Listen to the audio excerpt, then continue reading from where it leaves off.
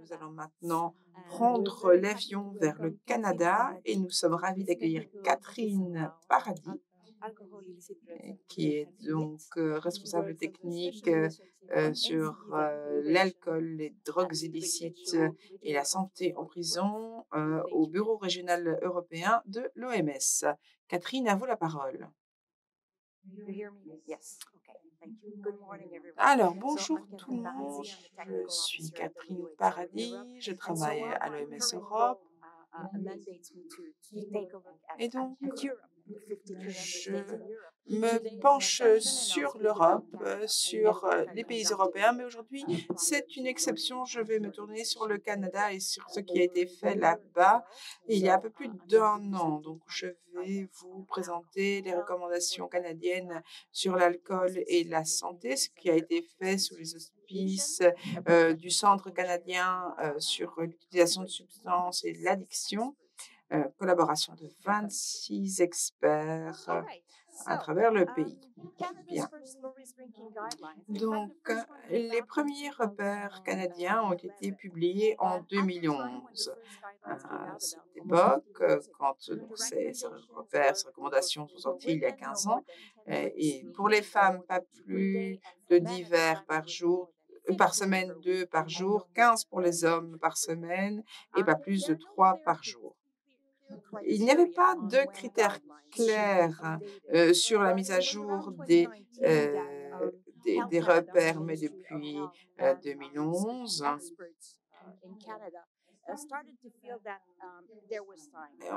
ou en 2019, on s'est dit en fait qu'il était temps. Et donc, il y a eu un développement sur les connaissances sur la mortalité et la morbidité, également évolution de la recherche, au niveau des violences aussi. Et puis, d'autres pays avaient mis à jour leurs recommandations, que ce soit la France, le Royaume-Uni, l'Australie. Ils ont tous eu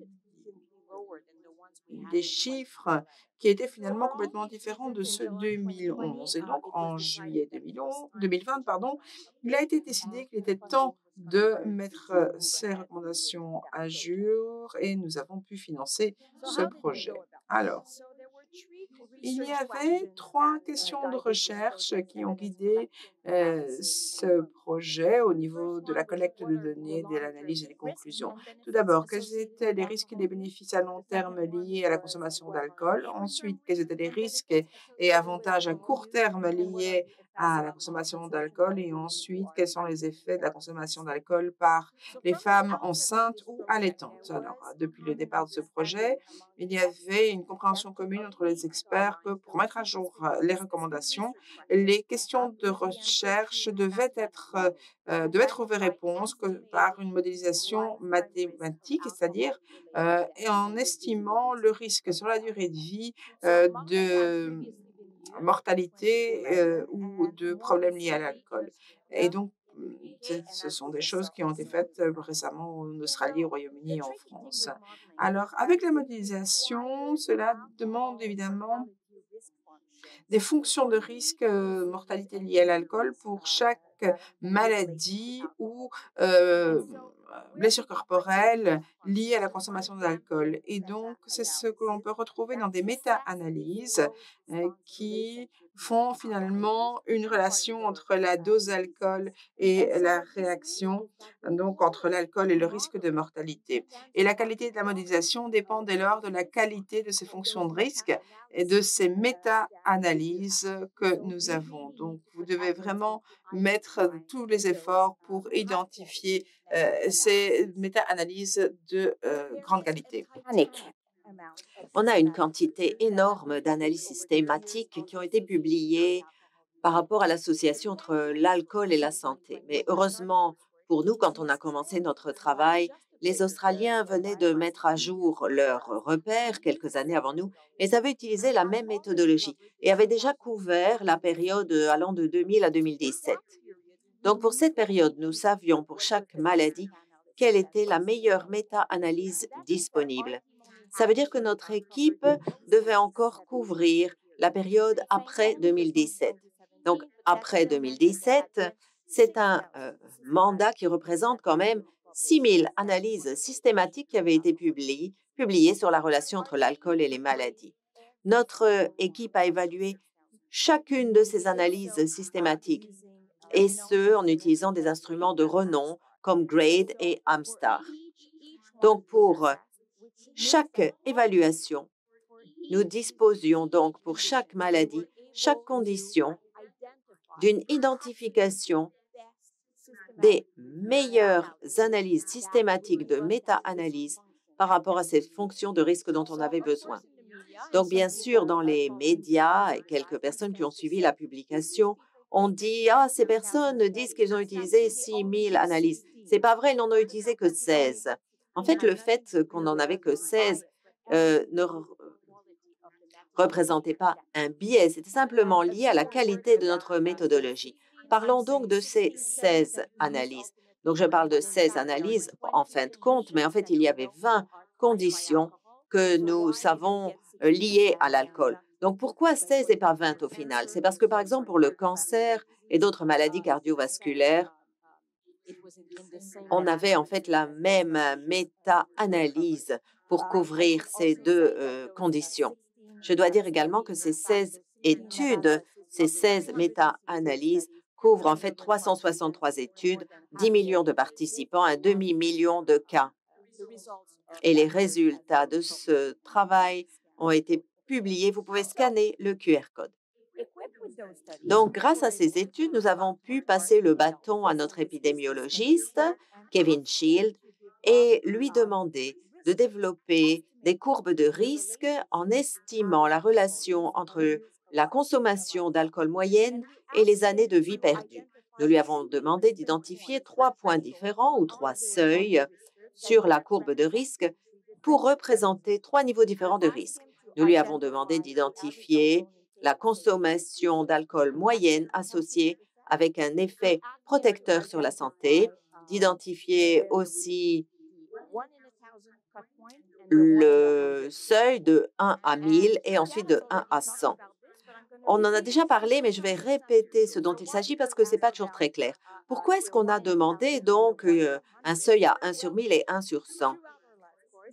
En fait, on sait qu'il y a des seuils établis de risque de mortalité que les gens sont d'accord d'accepter. Il y a des choses qu'on ne contrôle pas, comme la qualité de l'air, de l'eau. Par rapport aux vaccins aussi, les gens sont prêts à accepter un risque de 1 sur 1 million. Aussi des risques que l'on peut contrôler, comme sauter en parachute, la cigarette.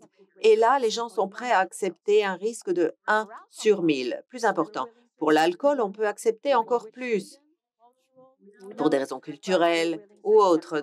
On est prêt à accepter un risque de 1 sur 100. Voilà pourquoi on a utilisé ces 3 seuils, ainsi que la consommation d'alcool liée. Voici ce qu'on a trouvé. Pour un effet protecteur, on a trouvé donc un taux de 1 par boisson standard par semaine. Autre seuil, 2 boissons et par la mort précoce et un risque de 1 sur 100 pour 6 boissons par semaine. Et nous avons trouvé les mêmes chiffres pour les hommes et pour les femmes, et j'y reviendrai. Alors, avant d'atteindre une conclusion, qu'est-ce qu'on va faire avec ces chiffres? En parallèle avec la modélisation, nous avons commissionné 3 analyses pour lesquelles on voulait davantage de preuves.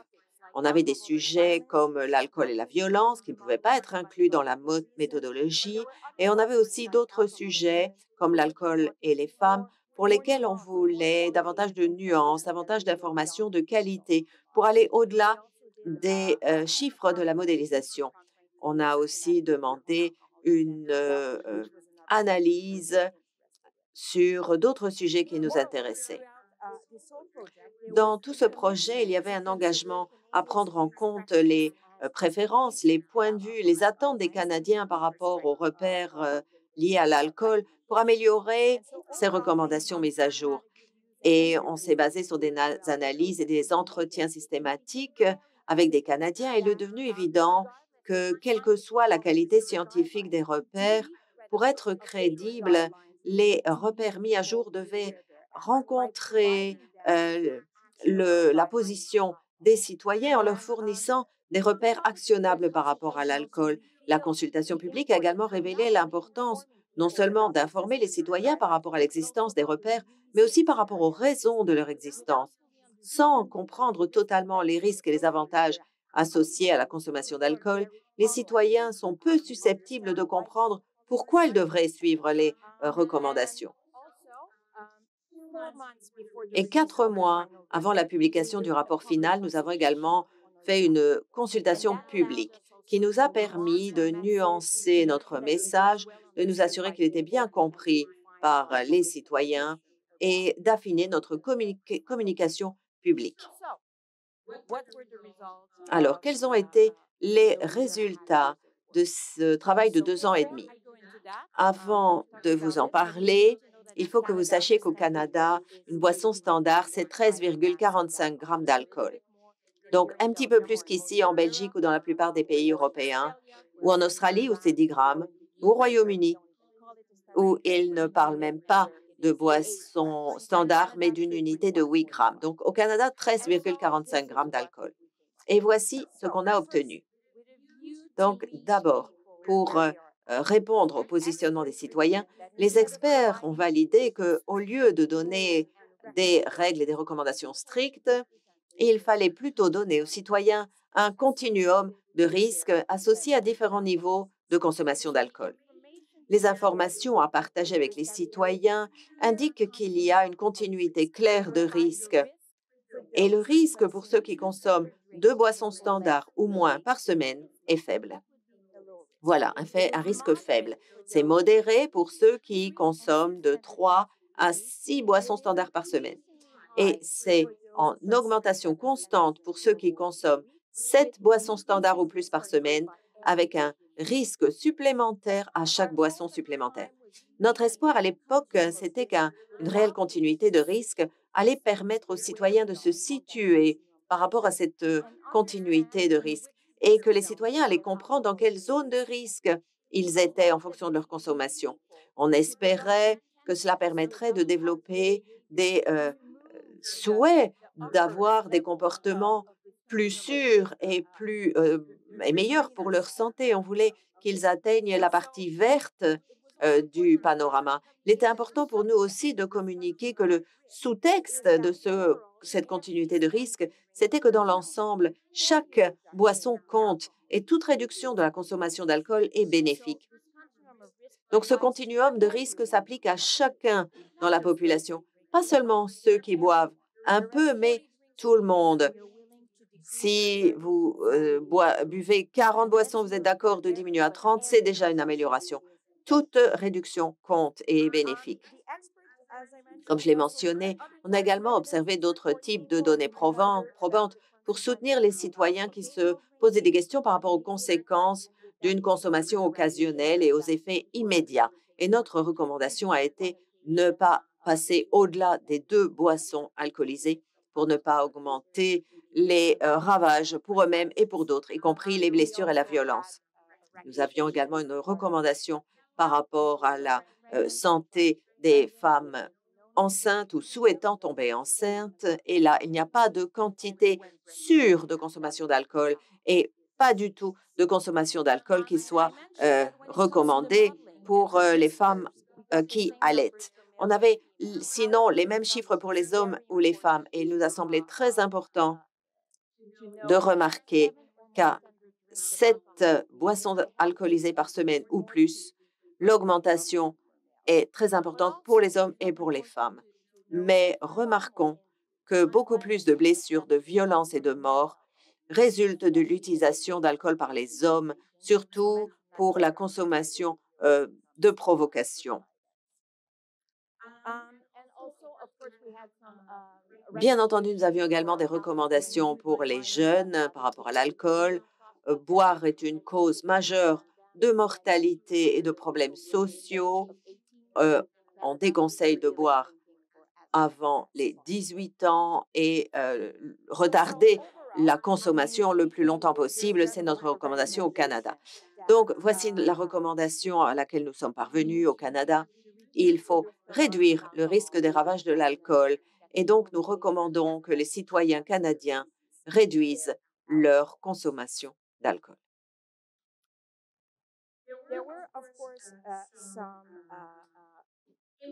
Bien entendu, il y a eu des implications qui ont découlé de ce rapport et nos résultats mis à jour ont bien éclairé cette continuité de risque et ont été une surprise et ont été perturbants pour beaucoup.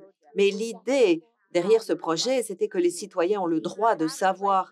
Ils ont le droit de savoir que des données probantes confirment que quand on consomme de l'alcool, moins de consommation, ça signifie moins de risques de ravage. L'alcool est carcinogène par rapport à 7 types de cancers, y compris les cancers les plus communs, comme le cancer du sein. Et contrairement à de nombreuses perceptions, boire un peu d'alcool n'est pas bon pour votre cœur. C'est un facteur à risque pour la plupart des maladies cardiovasculaires.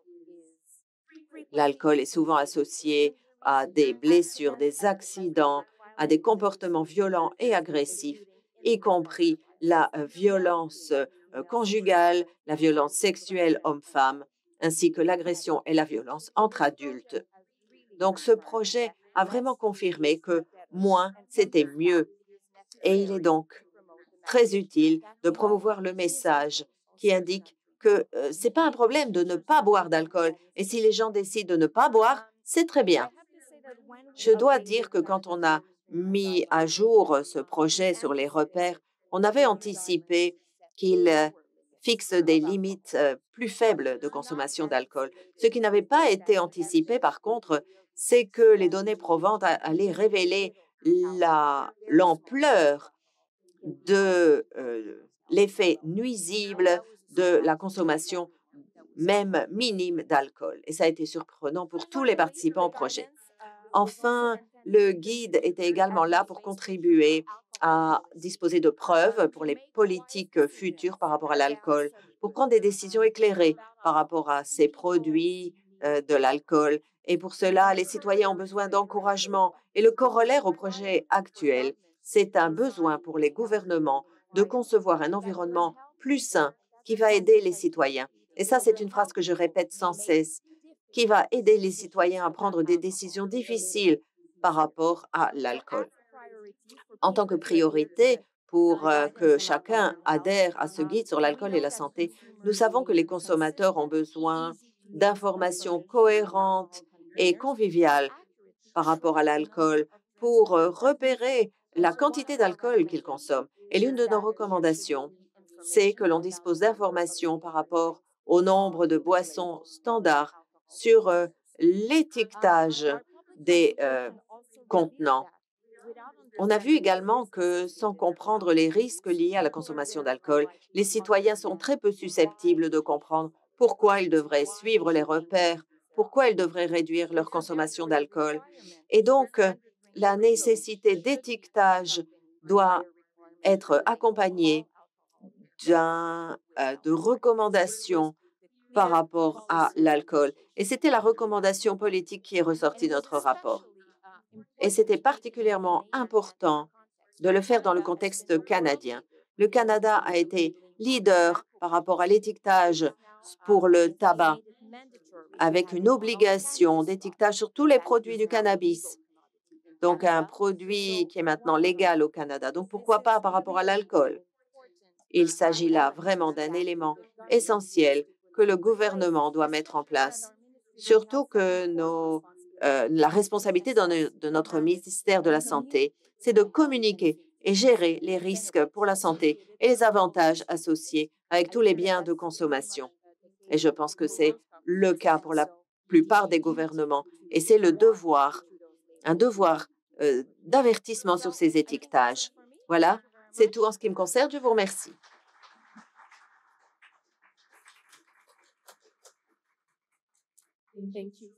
Merci beaucoup, Catherine, pour votre présentation et pour ces repères révolutionnaires qui nous viennent du Canada. On va prendre une ou deux questions de clarification. Et comme Caroline nous l'a dit, on va avoir davantage de discussions qui seront possibles avec nos 4 orateurs du matin sous format de table ronde. Mais si vous avez une ou deux questions de clarification, on peut les prendre maintenant. Merci. Si vous voulez vous présenter par la même occasion. John Halls de l'Université de Sheffield. Merci Catherine, c'était très intéressant. Ça fait plaisir de voir que les Canadiens ont repris les conseils d'avoir un continuum de risques. Mais je me demandais, qu'est-ce que vous mettez sur les étiquettes des produits? Vous nous avez montré des diagrammes avec les différents seuils, mais c'est probablement trop complexe à mettre sur les étiquettes. Donc, qu'est-ce que vous mettez? En fait, on a fait un rapport complet sur ce qui doit figurer sur les étiquettes. On pense encore, parce que ce continuum du risque plein de couleurs est partagé et présenté de plus en plus. Et je pense que avoir un pictogramme qui le représente, je pense que ça va rappeler aux citoyens ce dont il s'agit, avec peut-être des 2, des 4 indiqués dessus. Je crois que ce serait le mieux. Il y a eu des discussions, on s'est demandé que si peut-être il ne fallait pas les chiffres à faible risque qui soient indiqués sur les étiquettes par rapport au nombre de boissons. Mais effectivement, c'est une discussion qu'on n'a pas eue totalement, mais je n'en fais plus partie, hein, puisque je suis venue par ici, j'ai traversé l'océan, donc je ne peux pas vous en dire plus. Merci Catherine. Peut-être une dernière question? Alors, on a eu une question de quelqu'un en ligne. Vous parlez du euh, continuum en couleur et la question c'est est-ce qu'on a besoin d'un Nutri-Score pour la consommation d'alcool? Je pense que le parallèle entre les couleurs et le continuum. Pardon, qu'est-ce que c'est un Nutri-Score? Vous connaissez les Nutri-Score, hein? Donc, c'est cette étiquette pour les produits alimentaires de A à E, donc vert à rouge. Oui, ça pourrait en faire partie. Les étiquettes, bon, sur de l'alcool, on pourrait indiquer certaines choses. Peut-être on devrait déjà mettre un avertissement avec le nombre de boissons standards pour que les gens puissent compter le Nutri-Score. Oui, c'est une possibilité. Bon, je pense qu'il faut aller de priorité en priorité. Et peut-être une dernière question. J'ai vu Florence qui voulait intervenir. Si vous voulez vous présenter également. Oui, je suis Florence Batellidium, secrétaire générale de l'Alliance pour la politique européenne sur l'alcool. Merci pour cette présentation fabuleuse. C'était vraiment excellent. J'ai été frappée par ce que vous avez dit sur l'une des diapos. Vous avez parlé de la volonté ou de la sensibilisation des citoyens par rapport au risque. Et vous avez dit 1 sur 100 par rapport à l'alcool. Ma question est la suivante. Vous en avez parlé à la fin, mais je pense que il faut réfléchir avec attention à la façon dont on communique les recherches et le travail effectués par rapport à ces repères sur l'alcool. Quels sont les objectifs? Est-ce que les objectifs de ces repères, c'est de s'assurer que les citoyens soient conscients des risques ou bien de faire changer les comportements? Ce que je veux dire, c'est qu'en fait, il s'agit là de 2 objectifs très différents. Le premier, c'est l'acceptation du risque ou la prise de risque. Et en fait, avec l'alcool, les gens ne sont même pas au courant qu'il y a un risque. Et donc, l'objectif de la communication, de la recherche est essentiel. Qu'en pensez-vous? Les repères ne sont pas là pour changer les comportements en soi, mais bien de sensibiliser par rapport à l'alcool. Et nous espérons que cette sensibilisation va à son tour mener à un changement de comportement. En ce qui nous concerne, ce qui était très important, c'était d'abord de faire passer cette idée que au plus vous buvez, au plus vous augmentez votre risque. Le chiffre 1 sur 100 plutôt que 1 sur 1000 et quoi choisir, c'était une solution qui est ressortie du contexte. D'abord, on a travaillé entre 2020 et 2022, c'était au centre de la pandémie, et chaque jour, les citoyens étaient exposés à ces graphes pleins de couleurs avec des niveaux de risque, tout au moins au Canada. Vous savez, il fallait savoir s'il fallait porter un masque ou pas. Et les gens se sont habitués à ce type de communication. Et on s'est dit, bah, peut-être qu'il y a quelque chose à aller chercher. J'ai mentionné le fait qu'on était 26 experts à travailler sur ce projet. Et bon, bien sûr, ça pourrait ne pas me donner le prix Nobel de la médecine, mais peut-être bien de la paix. Et c'était très important. Et on avait plusieurs experts cliniques autour de la table qui auraient argumenté avec les épidémiologistes ou les spécialistes sociaux pour dire qu'ils ne pouvaient pas faire une recommandation en parlant de 1 sur 100 en termes de risque. Et donc, ils ne voulaient pas de ce seuil. Et on avait aussi la réalité sociale des choses. Si l'on dit ne prenez pas plus de 2 boissons alcoolisées par semaine, personne n'allait nous écouter. Et c'est pour ça qu'on est venu avec ce continuum de risque. Et donc, j'ai fait traîner un petit peu mes antennes pour entendre pas mal de conversations intéressantes. Et les citoyens ne doivent pas se sentir paternalisés. Mais pourquoi ne pas réduire sa consommation de 2 boissons standards pour voir si on ne se sent pas bien? Et ensuite continuer sur cette lignée. Bon, je ne sais pas si ça répond à votre question, mais c'était un petit peu les idées qu'on avait en arrière-plan. Et je pense que je manque de temps de toute façon. Merci, Catherine. Je vais repasser la parole à Caroline pour présenter l'autre orateur suivant.